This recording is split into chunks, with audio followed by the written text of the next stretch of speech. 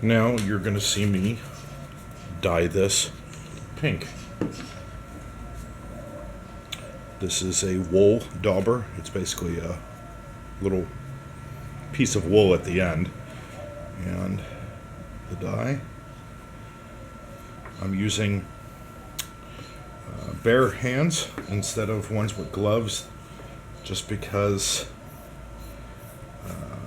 I want to make sure that I don't get any extra dye on this from other colors. So I prefer to do something like the pink bare-handed, even though that means I'm going to get some on my hands. I'm dyeing the sides first, and then I get to do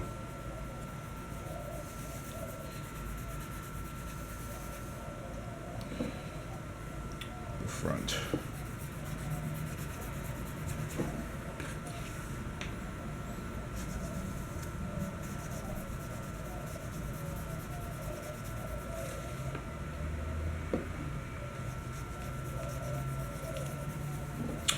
You'll also notice that the cardboard itself is pink. Got pink on it. I make sure to use the same cardboard for the pink or the really lighter colors, because what will end up happening is, I've had it happen to me multiple times. Let's say this was pink and I had done black on here. The black, the pink would get wet on top of the black, like I have here, and it would get the black wet, and then the black would come up off the cardboard onto the collar. And that's not good.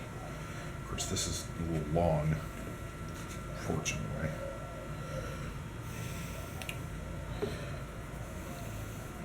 Some people will argue whether or not you should do the back or not. I was like, why not? Yeah, it actually costs a little bit more because you end up having to do more dye, but adds a little bit of completeness to it. I don't have to necessarily do the whole thing as dark as the front, but I do it anyway. People will argue that potato. To me, it's an issue of quality. It's an issue of being complete.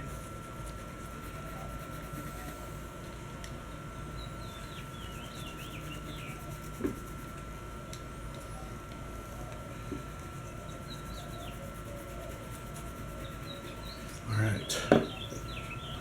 Usually dye it, and then I look at the front again, and a lot of times I usually add one itty bitty coat to the front.